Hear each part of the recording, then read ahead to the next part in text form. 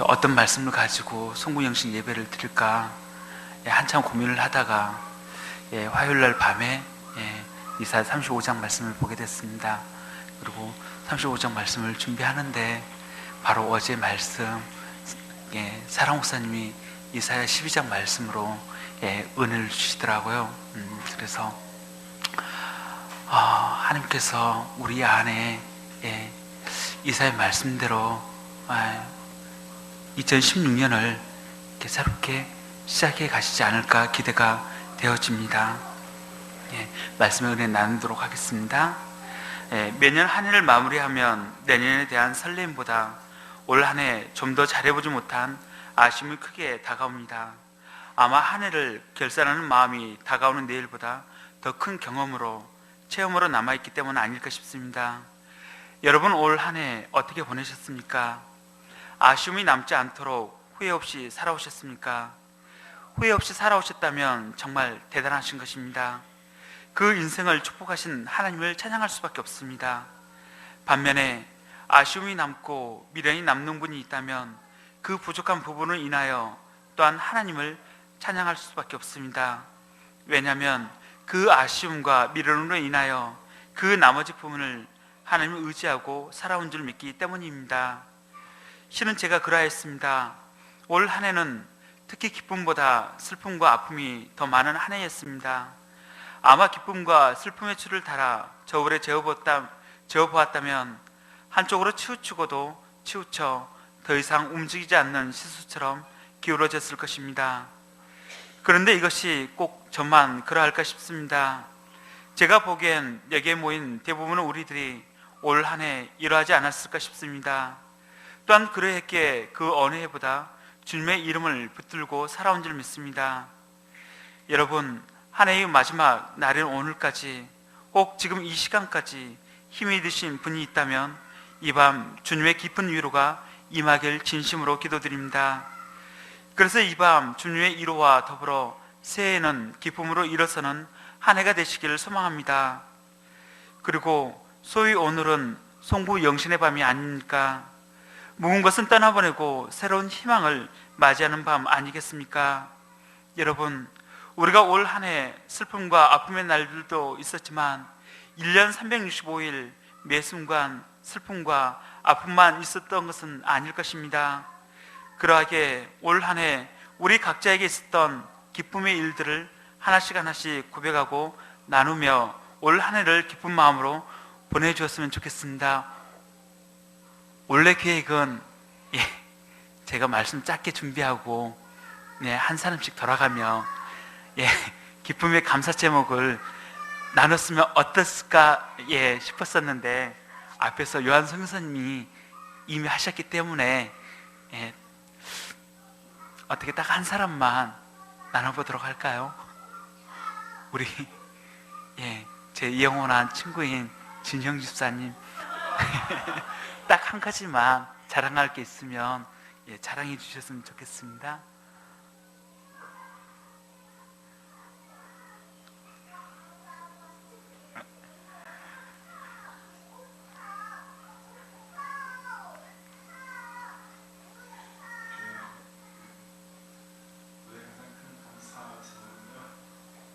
내가 예수님 만났던 곳이기도 하고 또 내 믿음과 신앙을 성장했던 나의 모태고 또 나의 집이고 또 나의 쉼터였던 이 교회로 다시 돌아올 수 있었다는 게, 그리고 함께 그 성장하고 같이 먹고 마시며 같이 자라났던 사람들을, 그리워했던 사람들을 만날 수 있었던 게 가장 큰 감사 제목이었습니다. 그리고 또 소연 집사랑 가정을 이루고 생각했던 것보다 일찍 아이를 갖긴 했는데 우리의 그 신혼의 단꿈을 즐길 새도 없이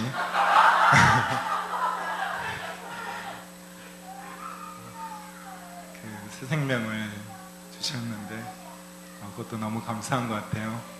오만상을 쓰면서 울 때는 누굴 닮아서 이렇게 못생겼지 하다가도 또 한없이 젖을 먹고 한없이 웃고 또 행복해하는 표정을 볼 때는 나를 닮아서 서현 집사는 자기를 닮아서 너무 예쁘고 또 사랑스러운 이 생명을 주셔서 너무 감사한 한 해였습니다. 예, 이상입니다. 네, 감사합니다. 예, 올 한 해 우리가 돌아보면 기쁨의 날들도 분명히 있었을 것입니다.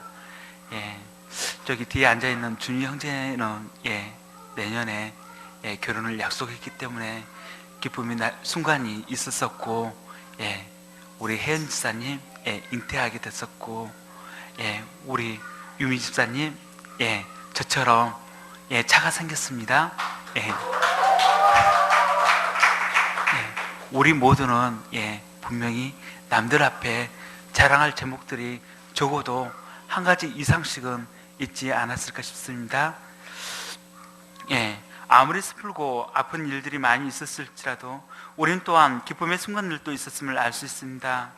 여러분, 시편 23편 4편에 내가 사망의 음침한 골짜기로 다닐지라도 해를 두려워하지 않을 것은 주께서 나와 함께 하심이라. 주의 지팡이와 막대기가 나를 안위하시나이다 라고 시편 저자가 고백했던 것처럼, 우리가 아무리 슬픔과 좌절과 아픔의 골짜기 가운데 있었을지라도 그 아픔과 좌절이 우리를 어찌해 볼 수 없는 건 그 가운데 우리를 지키시고 인도하시는 주님께서 우리와 함께 하셨기 때문임을 고백합니다. 여러분, 이를 믿으십니까? 아멘 목소리가 조금 작습니다. 아멘이십니까? 네. 우리가 며칠 전 성탄절을 맞이했었습니다. 우리 가운데 아기 예수님께서 잉태되어 오셨듯 우리는 여전히 그리스도와 함께 살아가는 자들입니다. 곧 우리는 그리스도와 함께 사망의 음침한 골짜기를 지날지라도 그분을 인하여 해를 두려워하지 않는 그리스도인인 것입니다. 그리고 여전히 그리스도와 함께 저 찬성을 향해 걷는 길 가운데 우리는 서 있는 것입니다.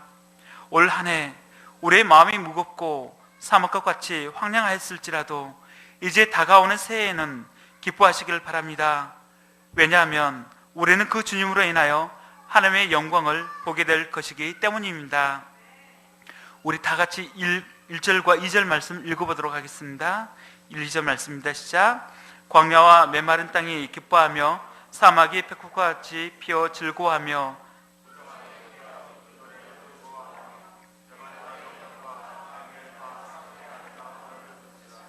그들이 여호와의 영광 곧 우리 하나님의 아름다움을 보리로다.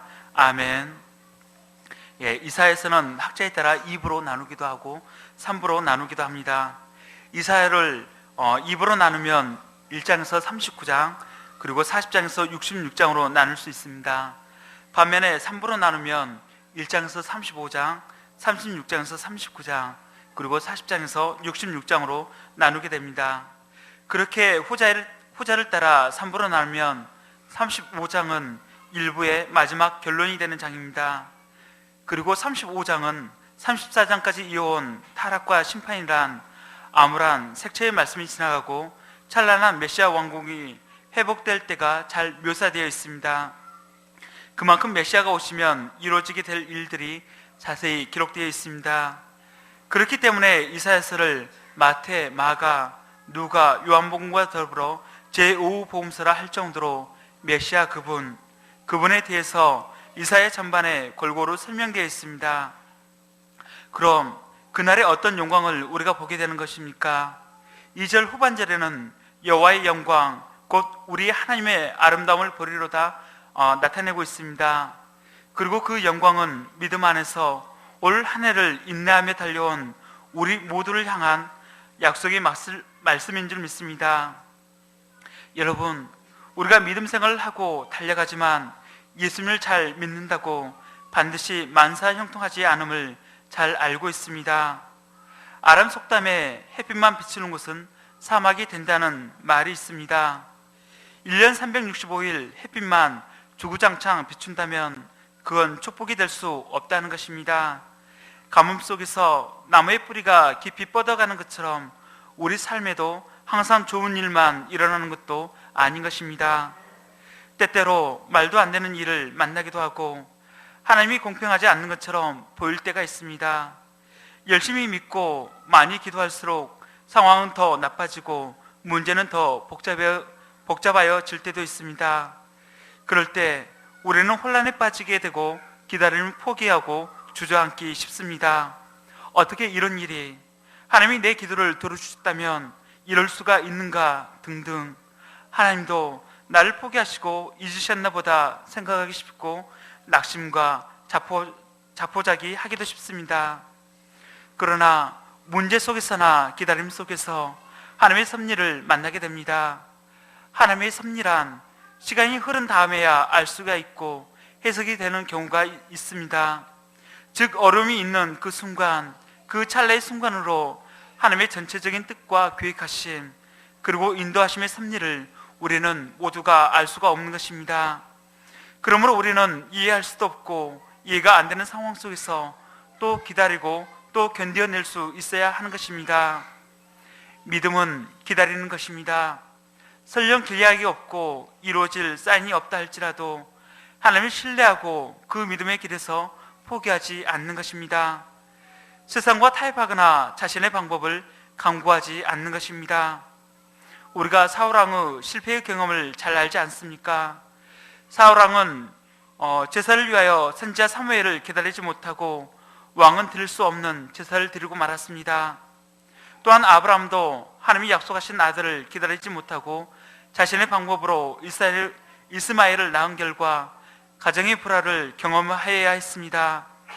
그만큼 믿음 안에서 인내한다는 것은 쉽지 않습니다. 그러나 인내하며 하나님을 끝까지 신뢰하는 자는 하나님의 영광을 보게 될 것입니다. 우리는 초대교회 스데반 집사의 순교를 통하여 그 사실을 엿볼 수 있습니다. 하나님은 스데반 집사가 돌에 맞아 죽는 최악의 상황 가운데서 그의 형편과 상황을 외면할 수 있도록 돕지 않으셨습니다. 스데반 집사를 향해 날아오는 돌을 멈추게 하거나 방패로 스데반 집사를 보호하시지도 않으셨습니다. 다만 최악의 상황을 최선의 상황으로 전환해 주셨습니다. 곧 돌이 날아오는 기막힌 상황 속에서 하나님이 스데반 집사를 위하여 준비하신 일은 기막힌 은혜를 부어주신 것이었습니다. 곧 그 은혜란 최악의 순간에도 하나님이 함께 하시는 은혜였습니다. 그리고 그로 인하여 죽음의 위험 속에서 그는 하나님의 영광을 보게 된 것입니다. 그의 얼굴이 천사와 같이 빛나게 되었던 이유였습니다. 위험의 순간, 아픔의 순간, 절망의 순간을 모면하게 하여 주시는 것도 하나님의 은혜였지만 아픔과 절망의 순간에도 우리를 떠나가지 않으시고 오히려 우리 곁으로 좀 더 다가와 주시며 여전히 함께 하심을 나타내 주시고 보여주시는 은혜가 더 큰 줄 믿습니다. 우리 가운데 하나님의 영광, 곧 우리 하나님의 아름다움을 나타내 주시는 은혜가 우리 가운데 더욱 넘치길 이 시간 소망합니다. 그리고 그 믿음 안에서 우리는 2015년을 달려온 줄 믿습니다.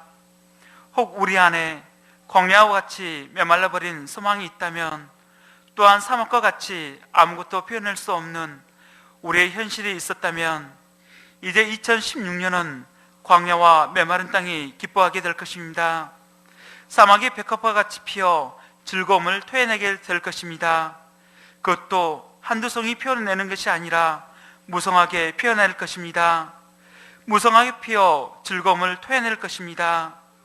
그 삶이 바로 올 한 해 믿음 안에서 인내하며 달려온 여러분 앞에 있음을 다시 한번 고백드립니다.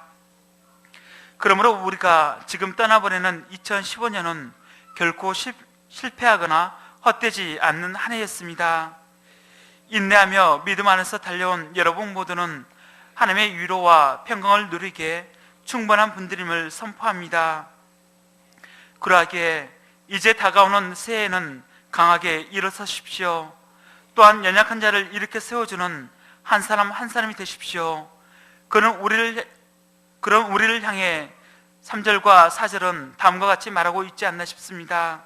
우리 다 같이 3절과 4절 말씀을 읽어보도록 하겠습니다. 3, 4절 말씀입니다. 시작.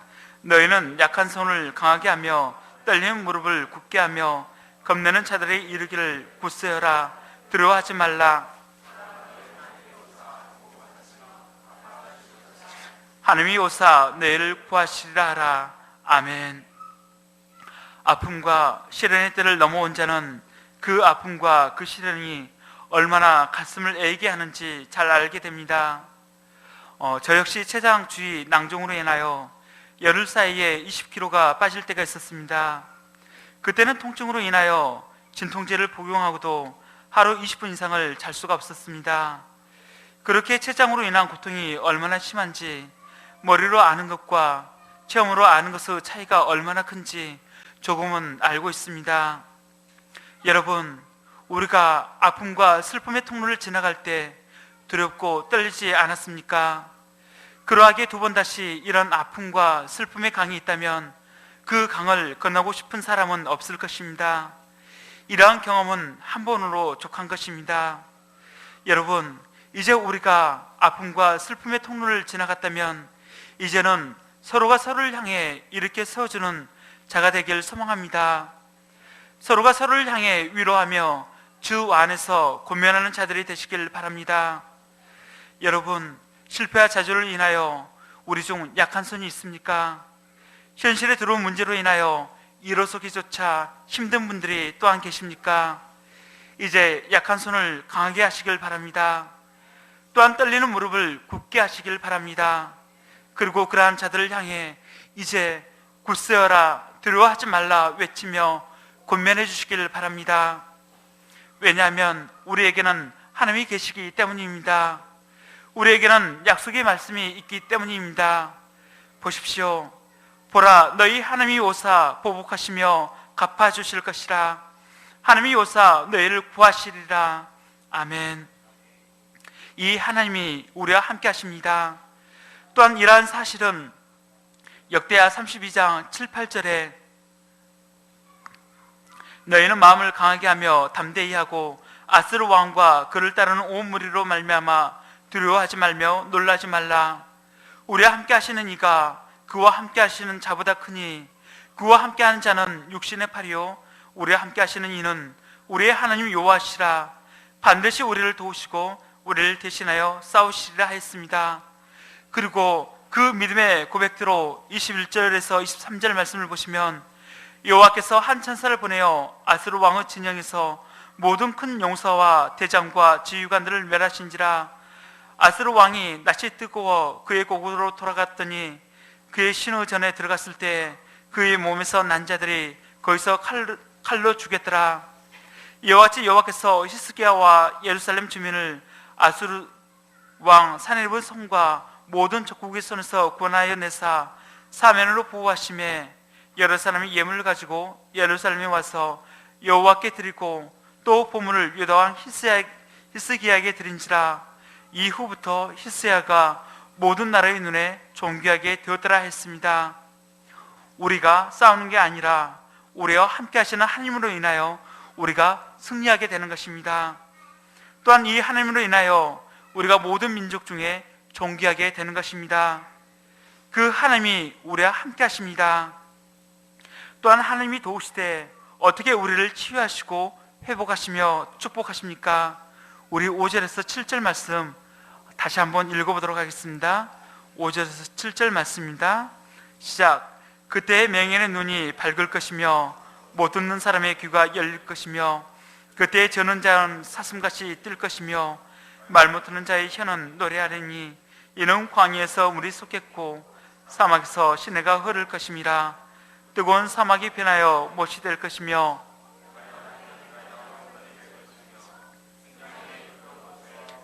갈대와 부들이 날 것이며. 아멘. 네, 우리가 지금 살펴본 5절 말씀은 우리 눈과 귀에 매우 익숙한 말씀입니다. 왜냐하면 마태복음 11장 5절과 누가복음 7장 22절은 바로 이사야 35장 5절 말씀을 인용한 말씀이기에 그럽니다. 마태복음과 누가복음의 이 말씀의 배경에는 다음과 같습니다. 그것은 메시아 오실 길을 예비하였던 세례 요한이 감옥에 갇힌 후 그가 증거했던 예수님께 그 제자들을 보내어 오실 그이가 당신이 오니까 우리가 다른 일을 기다리오리까 했던 질문에 대한 답변으로 예수님께서 하신 대답입니다. 곧 메시아 되시는 예수님께서 예언된 말씀 그대로 이루고 있음을 간접적으로 증거하고 있는 것입니다. 여러분, 하나님의 은혜가 임하는 날, 그날의 맹인의 눈이 밝을 것이며 못 듣는 사람의 귀가 열릴 것이며 저는 자는 사슴같이 뛸 것이며 말 못하는 자의 혀는 노래하게 될 것입니다. 그리고 실제로 이 일은 예수님 시대에 이루어졌습니다. 그러나 이는 또한 완전한 것으로 지금 우리 시대에까지 흘러내려오고 있지는 못하고 있습니다. 이는 앞으로 완전히 도래할 하나님의 인재의 그날을 앞서 보여준 것에 불과합니다. 또한 이는 그리스도 안에서 우리에게 열려있는 영적 세계이기도 합니다. 곧 그리스도 안에서 진리를 보지 못하였던 우리의 눈이 진리가 무엇인지 보게 될 것이며 세상의 허다한 소문으로부터 그리스도의 복된 소식을 이제는 듣는 귀가 될 것이며 실패와 좌절로 무기력하였던 두 발은 사뿐사뿐 뛰는 사슴의 두 발과 같이 되어 주와 복음을 증거하는 발이 될 것이며 우리의 혀는 풀려 주의 은혜를 찬양하는 삶을 살게 될 것입니다. 여러분, 이 날이 기대가 되지 않습니까? 이제 꼭 그날이 우리 가운데 밝아올 것임을 선포합니다. 특히 제 개인적으로는 이제 우리 가운데 좋은 소식만 전해지고 그 소식으로 인하여 서로가 서로를 향해 기뻐 뛰노는 한 해가 되었으면 좋겠습니다. 상섭 전도사님의 아이가 태어나 이 기쁜 소식이 교회에 전해지고 이로 인하여 우리 가슴이 힘껏 뛰었으면 좋겠습니다. 또한 이보다 더 기쁜 소식이 우리 교회에 더욱 넘쳐나는 한 해가 되었으면 좋겠습니다. 이제 그 일들이 우리 가운데 이루어질 줄 믿습니다. 또한 그날에는 축복이 임하되 우리가 생각하지도 못했던 놀라운 일들이 일어나게 됩니다. 그것은 광야에서 물이 솟아나는 일이며 사막에는 시내가 흐르게 되는 사실입니다. 또한 뜨거운 사막이 변하여 물을 가둬둘 수 있는 연못이 될 것이며 메마른 땅이 변하여 원천이 된다는 것입니다. 여러분 어떻습니까? 생각지도 못하였던 일, 기대하지도 못하였던 불가능한 일들이 일어나게 된다는 것입니다. 그리고 그 중심엔 끊임없이 흐르는 생수, 물이 존재함을 알 수 있습니다. 여러분, 생명이 존재할 수 없는 광야와 사막과 같은 곳에 물이 흐르게 되고 이로 인하여 생명력이 있는 땅으로 변화된다는 것에 놀라움이 있지 않습니까? 곧 회복과 구속의 날에 시온의 땅에 일어날 가장 큰 변화는 바로 끊임없이 흐르는 물이 있다는 것입니다. 이 물, 이는 하나님이 성소의 근원임을 나타내는 것과 같습니다. 예레미야 2장 13절에서도 내 백성이 두 가지 악을 행하였나니 곧 그들이 성소의 근원되는 나를 버린 것과 스스로 웅덩이를 판 것인데 그것은 그물을 가두지 못할 터진 웅덩이들이니라 하였습니다. 성소의 근원이신 하나님으로부터 우리의 마음을 살리는 은혜의 강물이 흐르게 됩니다. 이것은 우리를 살리는 생명수입니다. 우리의 마음은 이 하나님으로부터 나오는 생수를 공급받아야 살 수 있는 것입니다. 그래서 예수님께서도 요한복음 7장 37, 38절에 명절 끝날에 누구든지 목마르거든 내게로 와서 마시라. 나를 믿는 자는 성경의 이름과 같이 그 배에서 생수의 강이 흘러나오리라 외치셨던 것입니다. 또한 요한복음 4장 13, 14절에 예수께서 대답하여 이르시되 이 물을 마시는 자마다 다시 목마르거니와 내가 주는 물을 마시는 자는 영원히 목마르지 아니하리니 내가 주는 물은 그 속에서 영생하도록 솟아나는 샘물이 되리라 하셨던 것입니다. 그날에 하나님으로부터 생수의 강물이 우리 앞에 흘러내려올 것입니다. 2015년을 믿음 안에서 인내한 우리 모두에게 그 세계가 열리게 될 것입니다. 광야와 같고 사막과 같은 여러분의 인생에도 물이 솟아나고 물이 가득한 못이 되는, 그래서 생명력이 넘쳐나는 여러분의 인생이 되시길 소망합니다. 그렇게 여러분, 우리가 2015년을 미련 없이 떠나보냈으면 합니다. 그리고 다가온 2016년을 새 희망 속에서 맞이하였으면 합니다. 그리고 여전히 우리 앞에 있는 믿음의 길을 따라 나아가는 여러분이 되시길 바랍니다. 우리는 믿음을 따라 걸어갈 길이 있습니다. 주의 인도함을 받아 나가야 할 길이 아직도 남아있는 것입니다. 그 길이 어떠한 길입니까? 우리 끝으로 8절에서 10절 말씀을 함께 읽어봤으면 좋겠습니다. 8절에서 10절 말씀입니다. 시작. 거기에 대로가 있어 그 길을 거룩한 길이라 일컫는 바 되리니 깨끗하지 못한 자는 지나가지 못하겠고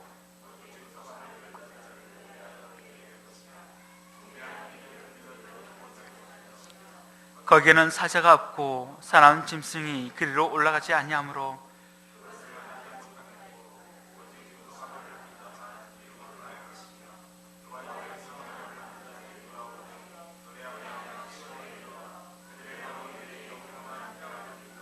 기쁨과 즐거움을 얻으리니 슬픔과 탄식이 사라지리로다.